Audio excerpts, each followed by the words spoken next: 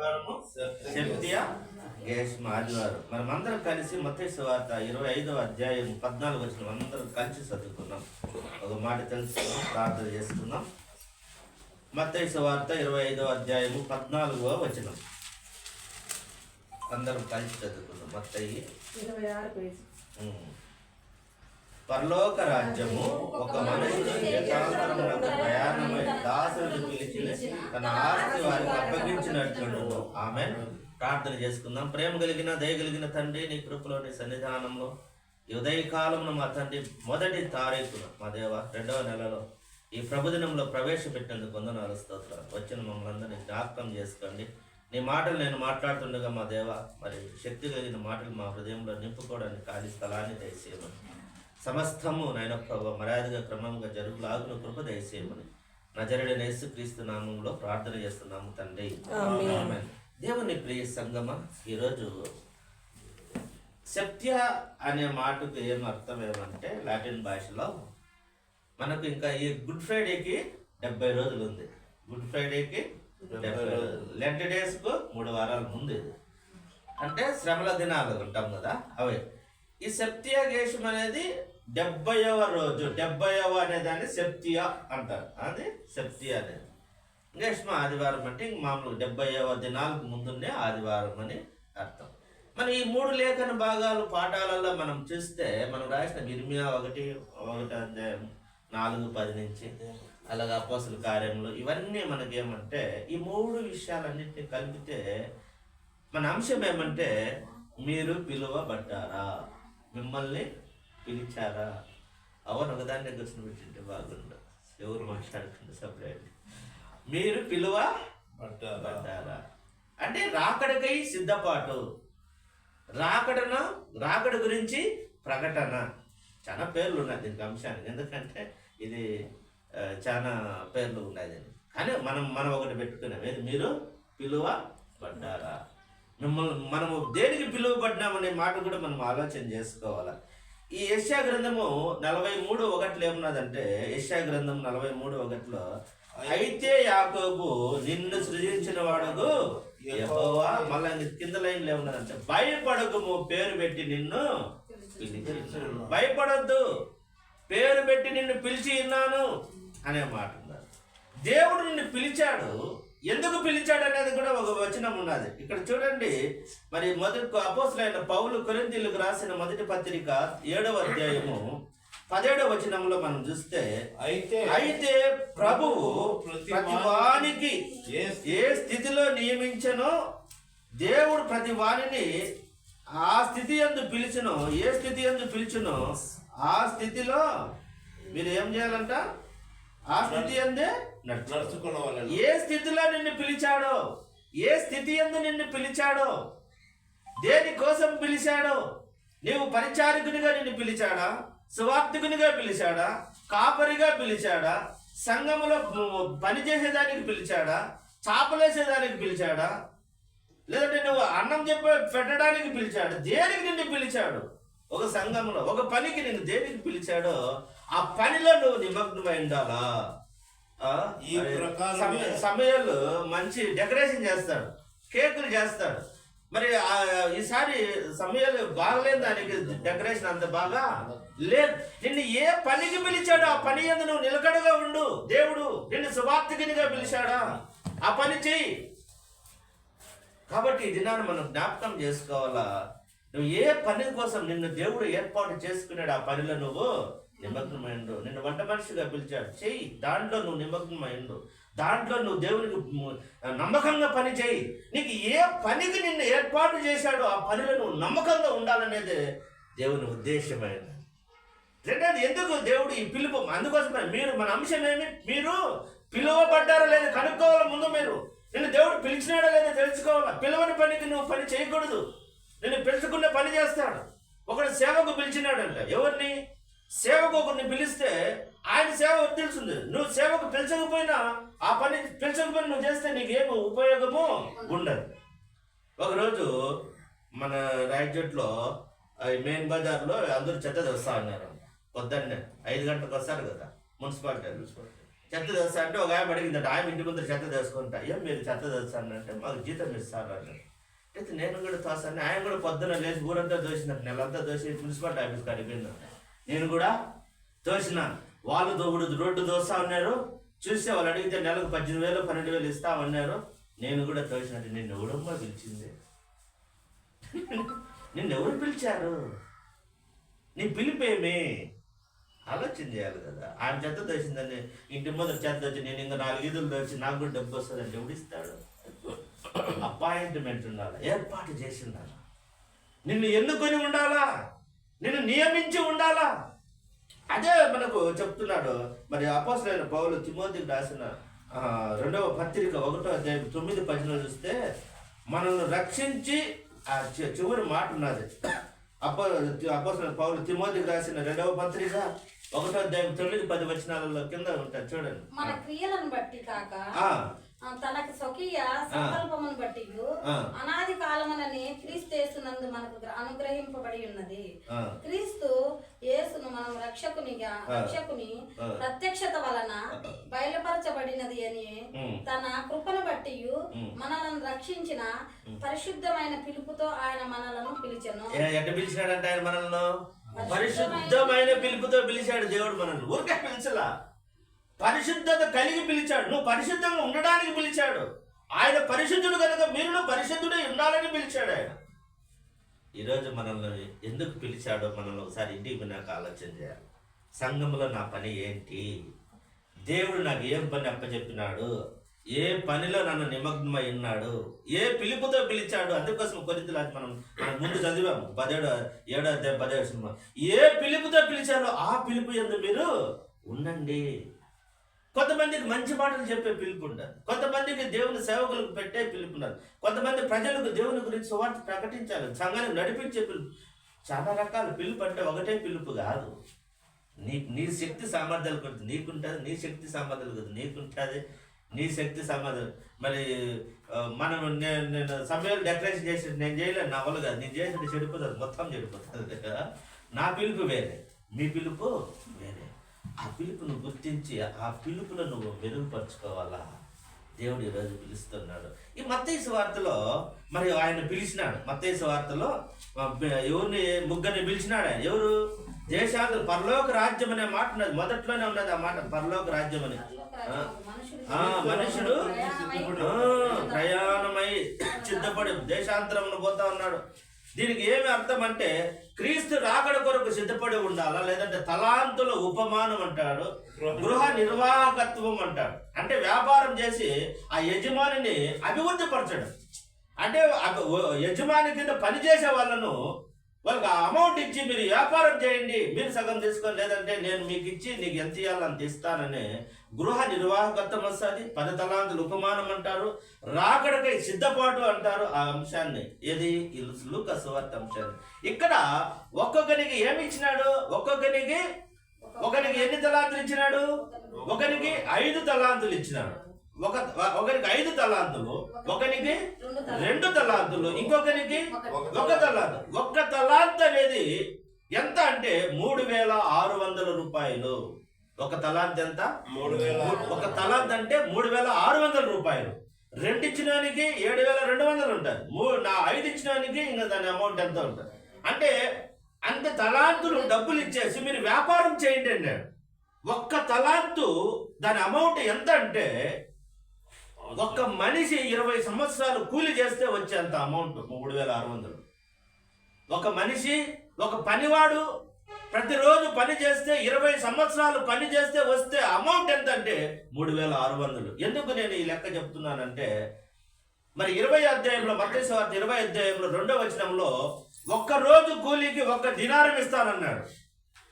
ఒక్క రోజు పనికి ఎంత ఇస్తానన్నాడు? దాంట్లో నా ద్రాక్ష తోటలో పని చెయ్యి, దినమునకు 1 దేనారం. 1 దేనారం కింద పుట్టినోట్లు ఉంటుంది, 10 రూపాయ అని ఉంటుంది. ఇది ఇంచుమించు 10 రూపాయలు కింద ఉంటుంది చూడండి, కింద పుట్టినోట్లు కింద సంవత్సరాల్లో ఉంటుంది చూడండి, ఆడుంటది. ఏముంటది? ఇంచుమించు 10 రూపాయలు.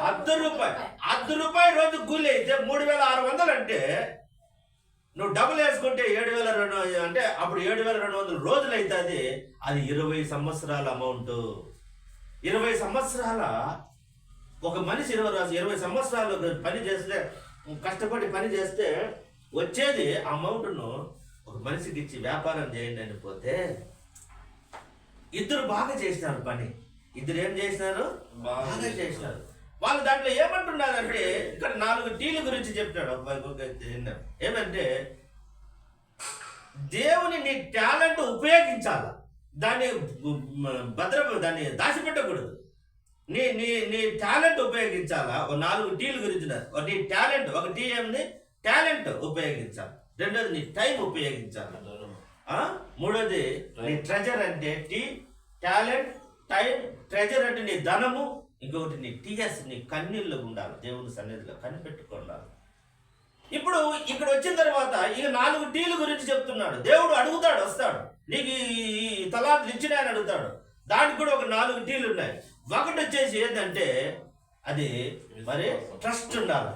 ట్రస్ట్ ఉండాలి. ఏమన్నా విశ్వాసం ఉండాలి. నేను ఈ పని చేయగలను, నా దేవుడు నాకు ఇచ్చిన పని నేను నెరవేర్చగలనని నీకు ఏముండాలా? ట్రస్ట్ ఉండాలి, విశ్వాసం ఉండాలి. రెండోటి ఏమంటే, నీకు ఏమన్నా టాస్క్ ఉండాలి. టాస్క్ అంటే ఏమి? ఒక పని. ఈ టాస్క్ కంప్లీట్ చేయాలా. మరి దినేష్ వాళ్ళకు టాస్క్ ఇస్తారా వాళ్ళ ఉద్యోగంలో, ఇప్పుడు ఇన్ని పూర్తి చేయాలి, ఈ నెలలో కంప్లీట్ చేయాలని టాస్క్. అంటే ఒక పని నువ్వు కంప్లీట్ చేయాలా, ఇంత నువ్వు రీచ్ కావాలా, నువ్వు దాన్ని చేయాలా. ఈ రోజులోగా దాన్ని నువ్వు టాస్క్ పనిని పూర్తి చేయాలా. టాస్క్ ఇంకొకటి వచ్చేసి ఏమంటే ట్రైనింగ్ ఉండాలి, శిక్షణ ఉండాలి. నువ్వు పని చేసేదానికి ఒక కష్టపడే శిక్షణ, ఒక టైం ఉండాలి. ఇంకొకటి ఏమంటే, దేవుడు టేక్ అవే, నిన్ను రాబట్టుకుంటాడు. మళ్ళా ఇచ్చినాడు రాబట్టుకోడు. నీకు ఇచ్చేది 3600 ఇచ్చినాడు, రాబట్టుకుంటాడు లేదా? ఈరోజు దేవుని ప్రేమ సంఘం అన్ని విషయాలలో నీకు దేవుడు నిన్ను రాబట్టుకోవడానికి 3600 ఒక్కరికి ఇచ్చినాడంటే, ఇంకొకరి 7200 ఇచ్చినాడు. మరి అది 5 మూల 5 తలాలు అంటే 5 మూల 15, 5 6 30, 18,000 ఇచ్చిపోయినాడు. 18,000 అంటే ఇంక ఎన్ని సంవత్సరాలు చూడండి, 100 సంవత్సరాలు. 5 తలాంతులు అంటే 100 సంవత్సరాలు కూలి ఇచ్చిపోయినాడు. 100 సంవత్సరాలు కూలి ఇచ్చిపోయినాడు. ఎంత 100 సంవత్సరాలు, ఒక మనిషి 100 సంవత్సరాలు కష్టపడితే అంత కూలి ఒక వ్యక్తికి ఇస్తే ఆయన అంతా రెట్టింపు చేశాడు. ఈరోజు నీ టాలెంట్స్ ఏమున్నాయి? దేవుడు నీకు ఇచ్చిన వనరులు ఏమున్నాయి? నువ్వు బాగా పాట పాడగలవా? నేను పాడలు అందరూ నేర్చుకుంటాను అనుకున్నావు అనుకో, నిన్ను తీసేస్తాడు, నీ నోరు మూగిపోయేటే చేస్తాడు. నీవు డెకరేషన్ చేసేది నేను చేయకపోతే ఇది పోతాడు అనుకున్నాను అనుకో, నువ్వు రేపు పొద్దున డెకరేషన్ చేయాలన్నా చేయలేవు, తీసేస్తాడు. ఇది నేను దేవుని ప్రేమ. ఎస్, అందుకోసమనే నేను నాకు ఇప్పుడు గుర్తొచ్చింది ఒక మాట, కీర్తనల గ్రంథంలో 100వ కీర్తన అనుకుంటా.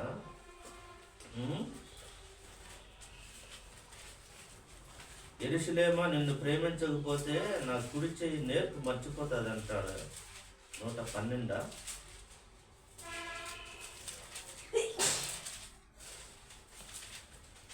మాట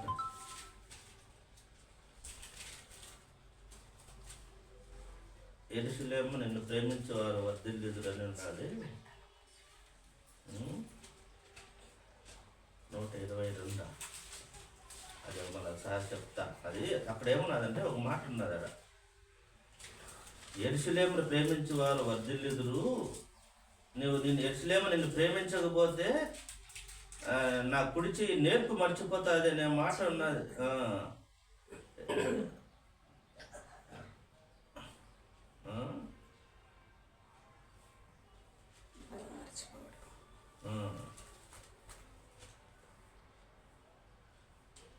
క్షేమం కలుగును, దేవుడు యెహోవా మందిని నిమిత్తం మేలు చేయ ప్రయత్నించును. అది మంచి మాట ఉన్నది, నాకు గుర్తు రాలేదు కానీ మొత్తానికి ఆ మాట అయితే ఉండేది. కుడి చేయి తన నేర్పును మర్చిపోవుననే మాట ఉన్నది. కుడి చేయి తన నేర్పును మర్చిపోవుననే మాట. యెరూషలేము నిన్ను ప్రేమించకపోతే అనే మాట ఉన్నది. 112 అనుకుంటా. కాబట్టి ఈ దినాన్ని మనం జ్ఞాపకం చేసుకోవాలి. ఈ విషయాలన్నింటినీ మనము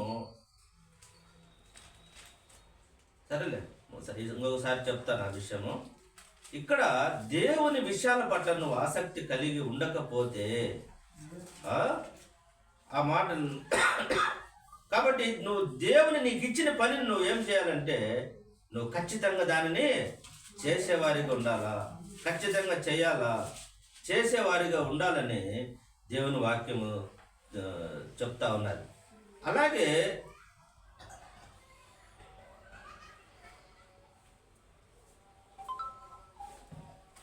దేవుని పనులు నీకు ఇచ్చిన టాలెంట్ నువ్వు ఉపయోగించుకోవాలా. నీకు ఏదైతే ఇచ్చినా దాన్ని నువ్వు దాచిపెట్టకూడదు, నిర్లక్ష్యం చేయకూడదు. మనం నిర్లక్ష్యం చేయకూడదు. నీకు ఇచ్చిన పనిని నిర్లక్ష్యము చేయకూడదు. ఇద్దరిని పిలిచాడు, బలా నమ్మకమైన మంచి దాసుడాని ఇద్దరిని అన్నాడు, నీవు నా సంతోషంలో పాలు పంచుకో, నా రాజ్యంలో ప్రవేశించు, నా ఆనందంలో నువ్వు పాలు పంచుకో అంటున్నాడు. రెండవది అలాగే ఇంకొకడు ఉన్నాడు, వాడిని పిలిచినాడు. ఏమంటున్నాడు వాడిని ఏమంటున్నాడు? సోమరివైన చెడ్డదాసుడా, సోమరివైన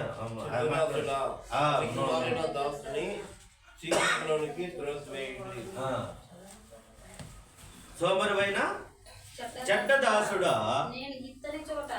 విత్తని చోట చల్లని చోట పంట కూర్చుకుని వాడను అని నువ్వు ఎరుగుదువా? అట్లయితే నీవు నా సొమ్ము సాహుకారుల యొద్ద ఉంచవలసి ఉండెను. సాహుకారు నీవు ప్రేమించి పని చేయకపోతే 137వ కీర్తన గుర్తొచ్చిందేమో. 137వ కీర్తనలో 137వ కీర్తనలో 5వ వచనంలో ఉన్నది. నేను అదే ఇప్పుడు వచ్చింది గుర్తొచ్చింది. అంటే దేవుడు ఏం చెప్తున్నాడు? నువ్వు పని మర్చిపోతావు, నువ్వు ప్రేమించకపోతే. దేవుడు ఇచ్చిన పని, యెరూషలేమా నేను నిన్ను మర్చిన ఎడల నా కుడి చేయి తన ఎట్ట మర్చిపోతుందంట? నువ్వు దేవుణ్ణి ప్రేమించకపోతే, నీకు ఇచ్చిన పని నువ్వు నిర్లక్ష్యం చేస్తే కుడి చెయ్యి నేర్పు మర్చిపోతాడంట. బేదర్ బాగా పని చేస్తా ఉంటాడు, వాడు మర్చిపోతాడు. ఎట్ట చేయాలో దిక్కు తెలియదు, ఎంత సిమెంట్ వేసి అతుక్కోదు. కుడి చెయ్యి నేర్పు మర్చిపోతాడు. నేను వంట బాగా చేస్తాను అనుకుంటావు, పిల్లలకు బాగా వంట చేసి పెడతానా తింటాను అనుకుంటావు. ఎప్పుడైతే నీకు అలసత్వం వస్తుంది, ఏం చేస్తావులే, నీ చేసి ఏం లాభములే నేను అని నువ్వు సోమరిగా లేదంటే ఆ హేహాభావంతో ప్రేమ లేకుండా పని చేశాను అనుకో, రేపొద్దున ఇంట్లో చేసుకోవాలని వంట చేసుకోలేదు. ఏంది ఇక్కడ ఏం జరుగుతుంది? నీ కుడి చెయ్యి నేర్పు మర్చిపోతుంది. నీ టాలెంట్ ను ఉపయోగించకపోతే కొద్ది రోజుల తర్వాత ఏమవుతుంది? మర్చిపోతావు. ఈరోజు దేవుని పనిలో నీవు పిలువబడ్డావు. ఏ పనికి పిలువబడ్డావు ఆ పనిలో నువ్వు జాగ్రత్తగా ఉండు, ఉపయోగించు. దేవుడు అడుగుతున్నాడు మనందరినీ, నువ్వు ఏ పనికి పిలువబడ్డావు ఆ పనిలో నువ్వు నిమగ్నమైండు, నమ్మకంగా ఉండు, నిర్లక్ష్యం చేయొద్దు. చెడ్డదాసుడా, ఎవడియో నీకు చెప్పింది? నీ డబ్బు నువ్వే తీసుకో అంటున్నాడు. నువ్వు నా షావుకారులు ఎంత పెట్టి నేను వడ్డీ తీసుకుంది అంటున్నాడు దేవుడు. ఈరోజు దేవుని ప్రియ సంగమా, నీకు ఏ టాలెంట్ ఉన్నది? మీరు గుర్తించాలి. దేవా, నన్ను ఈ లోకంలో పలానా పనికి పెట్టావు, ఆ పనిలో నేను ఉండాలా, ఆ పని నేను సక్రమంగా చెయ్యాలా, నీకు మహిమ తెచ్చే విధంగా ఉండాలని ఈరోజు దేవుడు అడుగుతా ఉన్నాడు మనల్ని. నువ్వు దాచిపెట్టేస్తే నువ్వు సమయాలు నువ్వు పాట పడాలి. ఎప్పుడు అంటే కానుకలు పడేటప్పుడు పాట పాడాలి, రెడీగా ఉండు. ఇంకో సమయాలు బాగా పాడతాడు పాట, మంచి రాగం.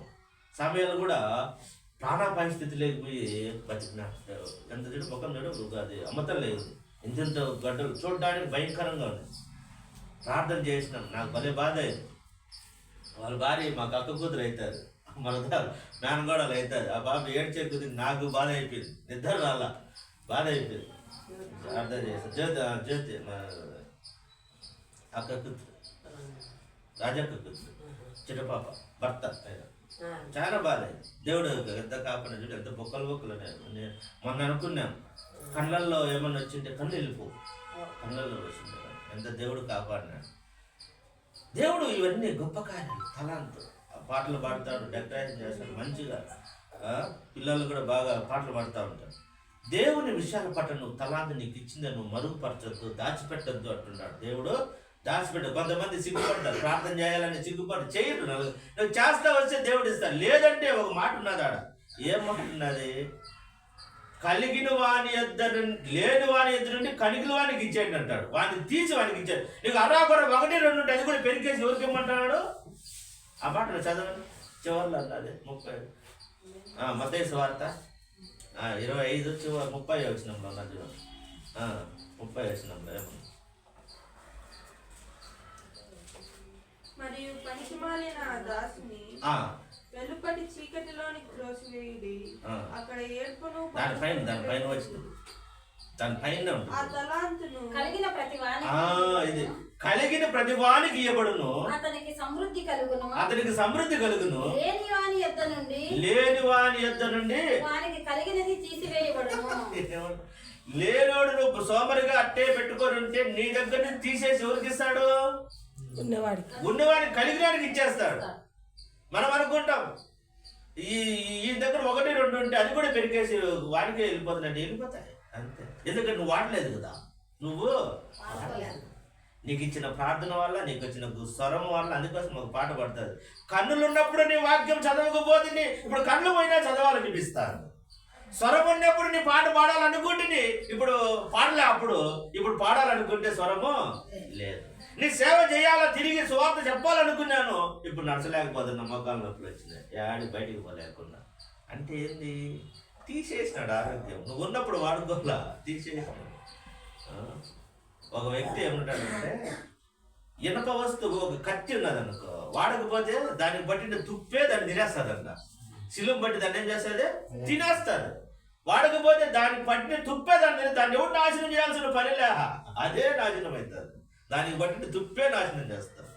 ఈరోజు నీ స్వరాన్ని వాడు, నీ పరిచర్యలో నీవు దేవుని సేవ కోసం నువ్వు ఎక్కడెక్కడ తిరగాలి, ఏమేమి చేయాలి, నీకు దేవుడు ఏ పనికి పిలిచాడో ఆ పనిలో నువ్వు నిమగ్నమై ఉండు. దాన్ని దేవుడు మరుగుపరుస్తాడు, నిన్ను ఆశీర్వదిస్తాడు. ఇది ఆశీర్వాదము. తలాంతులు అంటే ఏమి ఇచ్చినాడు, వాళ్ళు బల నమ్మకమైన దాసుడు, వాళ్ళు ఆశీర్వదిస్తున్నాడు. కానీ చెయ్యకపోతే మరి నరకంలో వేస్తాడంటాడు, ఉన్నింది కూడా పెరికేస్తాడు. నీకేదో అరాకరా డబ్బు 200 300 అది కూడా తీసేయడానికి ఇస్తాడు.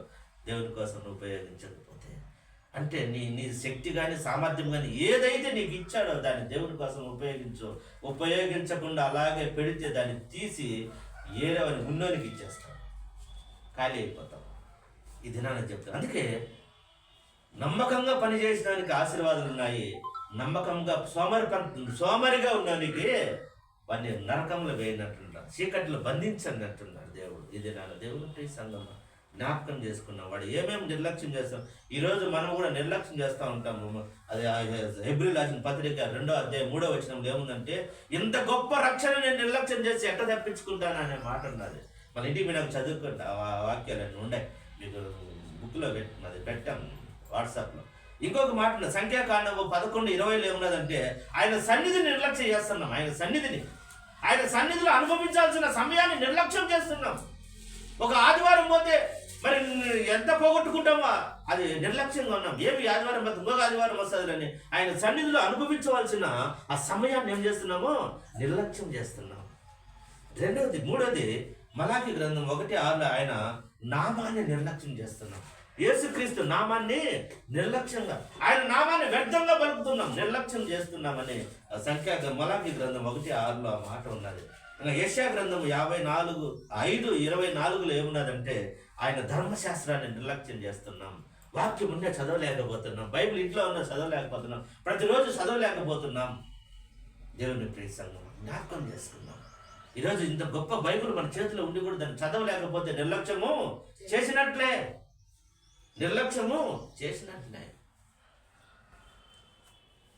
మనకు గొడుగు లేకుండా ఉంటే అది ఏమవుతుంది? గొడుగు లేకుండా ఉంటే మనకేమే పేదోనం, వాళ్ళు అమాయకులు, వాళ్ళకు డబ్బులు లేవు కాబట్టి గొడుగు కొనుక్కోవాలి, వర్షం వస్తాను. మరి గొడుగు వాన వస్తానే కూడా గొడుగు సంకలో పెట్టుకుని పోయిన ఏమంటారు చెప్పండి? వాడిని దరిద్రుడు అంటారు. గొడుగు లేక వాళ్ళ తడుచుకుంటూ పోయింది ఏమంటారు? పేదవాడు, బాబు డబ్బులు లేక కొనుక్కోవాలంటాడు.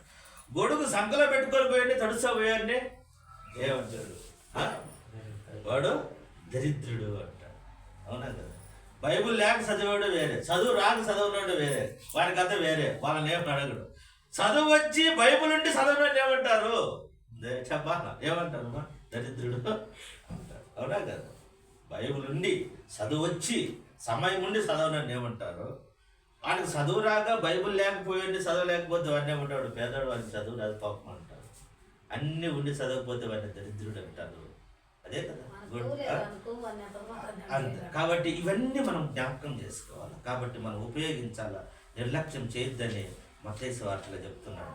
ఇర్మియా గ్రంథంలో ఏమంటున్నాడు అంటే, ఇర్మియా గ్రంథంలో ఇర్మియాకు దేవుని పిలుపు లేదంటే పిలువబడిన సేవకుడు, తల్లి గర్భంలోనే నిన్ను రూపించబడినాను అంటున్నాడు. తల్లి గర్భంలో మురిపే నేను ఏర్పాటు చేసుకున్నా. ఎందుకు ఏర్పాటు చేసుకున్నా? సేవకుడుగా. వాళ్ళ తండ్రి ఎవరు? ఇల్కియా ఆయన యాజకుడు. యాజకుని కుమారుడు ఏమైనాడంటే ప్రవక్తగా పిలుస్తా ఉన్నాడు దేవుడు. తల్లి గర్భంలో ఉండంగా నిన్ను రూపించుకున్నాను, నేను ఏర్పాటు చేసుకున్నాను. పలాని సేవకుడుగా కాదు, ఈ గొప్ప ప్రవక్తగా. 4 ప్రవక్తల్లో, గొప్ప ప్రవక్తల్లో ఈయన కూడా ఒకడు. హెజ్కేలు, యెషయా, ఇంకొక ఆయన వచ్చేసి ఎవరు గొప్ప ప్రవక్తల్లో ఎవరెవరు ఉన్నారు? యెషయా, ఇర్మియా, హెజ్కేలు, దానియేలు. ఈ గొప్ప ప్రవక్తలు, 4 ప్రవక్తలు, గొప్ప ప్రవక్తల్లో ఈయన కూడా ఒకడు. గొప్ప ప్రవక్తల్లో 4 గొప్ప ప్రవక్తలు. పెద్ద ప్రవక్తలు అంటే ఎవరు? 4. వీళ్ళు వాళ్ళ గొప్ప ప్రవక్తలు. వీళ్ళు ఎవరెవరు గుర్తుపెట్టుకోవాలి మీరు. ఎవరైనా అడిగినా గొప్ప ప్రవక్తలు ఎవరు, పెద్ద ప్రవక్తలు అంటే హెజ్కేలు, ఇర్మియా, దానియేలు, ఇంకా యెషయా. ఈ 4 ఈ ప్రవక్తలుగా ఆయన ఏర్పాటు చేసుకున్నాడు. ఈ బబులోను ఈయన వీరి పేరు ఏమంటే ఇర్మియాహు అంట. ఇర్మియాహు హెబ్రీ భాషలో ఇర్మియాహ్ అనే మాట అర్థం వచ్చేసి యెహోవా స్థాపించును, నియమించును, పంపించునే అర్థం అంట. ఆ మాటకు అర్థం. దాన్ని లాటిన్లో ఏం చేసిన అంటే జెర్మియా అన్నారు. లాటిన్లో ఏమన్నారు? ఇర్మియాహు అనే మాటను లాటిన్లో ఏమన్నారంటే జెర్మియా అన్నారు. ఇంగ్లీష్లో కూడా జెర్మియానే అన్నారు. తెలుగులో మాత్రం ఇర్మియా అన్నారు. ఎన్ని మార్పులు వచ్చినాయి, ఎట్టేసినాయి. ఇబ్రూ భాషలో ఏమో ఇర్మియాహు అన్నారు. లాటిన్ ఇంగ్లీష్లో జెర్మియా అన్నారు. తెలుగులో మాత్రము ఇర్మియా. ఈ పేరుతోనే ఈ గ్రంథము రాయటం. బబులోను ఈ ఇశ్రాయేల్ దేశము 2 భాగాలకు, 2 రాజ్యాలకు విడిపిన తర్వాత, ఉత్తర దక్షిణ రాజ్యాలకు విడిపిన తర్వాత ఇశ్రాయేల్ దేశము అశ్షూరుల చేత నాశనం కాబడిన తరువాత 136 సంవత్సరాల వరకు యూదా రాజ్యం బట్టి నిలిచి ఉండింది. వాళ్ళు విగ్రహారాధికులయ్యి పాపములో మునిగి తేలుతా దేవుని మర్చిపోయి దేవుని కట్టడకు వ్యతిరేకంగా నాశనం అవుతున్నారంటే ప్రకటించమని చెప్పినప్పుడు ఇర్మియా ఏమంటాడంటే, నేను బాలుడనే సాకులు చెప్తాను, నేను పిల్లోడినే, నేను చెప్తే ఏమవుతుంది, నాకు భయం వేస్తుందని భయపడుతుంటే, ఇర్మియా నేను నిన్ను పిలిచాను బాలుడుగా ఉన్నప్పుడు, నేను తల్లి గర్భంలో ఉన్నప్పుడే పిలిచాను, నువ్వు పోయి చెప్పుకో అంటే వాళ్ళు మెడవంచిన జనం నన్ను ఏమైనా చేస్తారు, నువ్వు ఏమైనా నువ్వు పో, నేనున్నానని పంపిస్తానని ఇర్మియాని అక్కడికి పంపించి మీరు నాశనం అయిపోతారయ్యా అని చెప్తే, వాళ్ళు అననీయ అనేవాడు అబద్ధ ప్రవక్తుడుకొని నువ్వు చెప్పే మాటలు అబద్ధము, ఈయన ఇశ్రాయేలీయులకు యూదులకు వ్యతిరేకంగా చెప్తాడని కొట్టించి ఆయన్ను ఒక బురద గుంతలు, నీళ్లు లేని బురదున్న గుంతలో వేసేస్తారు. దాంట్లో మళ్ళీ ఒక నపంసకుడు, ఆయన పేరు కూడా రాశాను, నపంసకుడు పేరు కూడా కుషీయుడగు ఎబెద్మెలకు అనే మాట ఉన్నది. 38 ఇర్మియా 38 1-18 వరకు చదివితే ఆడున్నది, ఆయన పేరు ఉన్నది. ఎబెద్మెకును షండు అంటే ఆయన ఒక నపుంసకుడు, ఆయన కాపాడినాడు. బురదగుంటలు వేసేసారు. ఎంత కష్టపడినాడు. ఆయన వివాహం చేసుకోవాలి, ఆయన ప్రకటిస్తున్నాడు. యూదా దేశంలో విగ్రహారాధనతో నిండిపోయిందంట. ఎంత గొప్ప విగ్రహాలతో నిండిపోయిందంట. చూడండి, యూదా దేశంలో విగ్రహాలు ఉంటాయా? యేసుక్రీస్తు పుట్టిన దేశంలో విగ్రహాలు ఉంటాయా? దేవుడు సర్వశక్తుడు ఉంటే దేవుని ప్రజలు ఉండే స్థలంలో విగ్రహాలు ఎక్కువ ఉన్నాయంట. వీధికి విగ్రహం ఉన్నదంట. ఎంత మారిపోయింది. అటువంటి స్థితిలో ఆ నాశనం అయిపోతాం చెప్పమని పంపిస్తున్నాడు. ఆ మాట ఉన్నది చూడండి, మనం చదివితే కదా ఎంత బాధ అవుతుందో. ఇర్మియా గ్రంథం 11:17 యూదా పట్టణం లెక్క చొప్పున ఉన్నాయంట. ఒక్కొక్క లెక్క చొప్పున ఏమి ఉన్నాయి? విగ్రహాలు ఉంటాయి. ఇర్మియా గ్రంథం 11:17 యూదా నీ పట్టణములలో లెక్క చొప్పున నీకు దేవతలు ఉన్నవి కదా. యెరూషలేము నివాసులారా, బయలుదేవతకు వేయవలెనని ధూపం వేయవలెనని మీ వీధుల లెక్క చొప్పున వీధులు లెక్క చొప్పున లజ్జాకరమైన దాని పేరట బలిపీఠములను స్థాపించింది. దేశం పట్టణం చొప్పున పట్టణానికి కొన్ని ఉన్నాయి. వీధి చొప్పున లజ్జాకరమైన అంటే అసహ్యమైన, అవమానకరమైన, నీచమైన బలిపీఠాలు కట్టుకున్నాయంట బయలుదేవతకు. ఎటువంటి నీచకరమైనది, లజ్జాకరమైన వీధికి ఒక బలిపీఠం కట్టుకుని దేవతలు ఉన్నాయంట. ఎక్కడ? యూదా పట్టణంలో. బయట ఉండేది దేవుని నమ్మనోళ్ళ దగ్గర ఉండేది వేరే, దేవుని నమ్మినోళ్ళు వీధిలో ఒక దేవతలు పెట్టుకున్నారంటే ఎంత పాడైపోయిందో యూదా దేశం చూడండి. ఆ దేశానికి పంపిస్తున్నాడు. అయ్యా చెప్పబో, వాళ్ళు నాశనం అయిపోతారు, వాళ్ళ శిక్ష పూర్తి అయింది, నువ్వు పోయి చెప్పబో ఇర్మియా అంటే. నేను బాలున్నయ్యా, నేను చిన్నయ్యా, నేను పోలేనయ్యా అంటాను. ఎన్నో పాప తప్పించుకుంటాడు. మోసే కూడా అంతే, మోసే అంటే నేను పోలేను స్వామి, నత్తోని నాయన అని సాకులు చెప్తాను. ఈరోజు మనం సాకులు చెప్పడానికి కాదు, దేవుని పని చేయంటే నేను పోలేను, నన్ను అక్కడ కొడతారేమో, నా కాలు నస్తాను, బుక్కు నస్తాను, ఎన్ని కుదరు, పోయి చెప్పు. ఇది నాన్న దేవుని ప్రియ సంగమ. మనం జ్ఞాపకం చేసుకున్నాం. విగ్రహాలు దేవుని విడిచిపెట్టేసినారంట వాళ్ళు. అటువంటి వాళ్ళకి చెప్తున్నాడు. ఇర్మియా ఎటువంటి వాడంటే మనుషుల దృష్టిలో ఓడిపోయిన వాడంట. ఇర్మియా మనుషుల దృష్టిలో ఓడిపోయిన వాడంట. మనుషుల దృష్టిలో ఓడిపోయిన వాడు, దేవుని దృష్టిలో గెలిచిన వాడు ఎవరు? ఇర్మియా. అందుకోసం ఆయన విలపించే ప్రవక్త అంట, ఆయన ఏడ్చే ప్రవక్త అంట. బాధ, వేదన ఇశ్రాయేలీల కోసం, యూదుల కోసం ఎంతో ఇబ్బంది పడినవాడు. అందుకే ఆయన విలాప వాక్యాలు రాశాడు. ఆయన విలపించే ప్రవక్త అంట, ఏడ్చే ప్రవక్త, కన్నీటి ప్రవక్త. ఆయన ఇన్ని రాసినాడు. ఆయన అలాగే చేస్తా ఉన్నాడు. ఇంకొక విషయం మనకు మూడోది ఏమున్నదంటే, మూడోది మత్తయి సువార్త, మనకు అపోస్తలుల కార్యంలో ఏమున్నదంటే, ఇక్కడ ఈ ఏథెన్స్ పట్టణంలో అరిస్టాటిల్, ప్లాటో, ఇంకొక ఆయన ఎవరు, సోక్రటీస్, వీళ్ళంతా ఏథెన్స్ పట్టణంలో పెట్టిన మేధావులు. వీళ్ళంతా తత్వవేత్తలు. వీళ్ళంతా ఆ దేశంలో వాళ్ళు కూడా అంతేనంట. ఇంటింటికాడ వాళ్ళకి దేవతలు, ప్రతి ఒక్క దేవత ఉంటుందంట. ఏడాడు ఉంటారు వాళ్ళకు, ఎక్కడ చూసినా దేవతలే అంట వీధుల్లో, ఏథెన్స్ పట్టణంలో.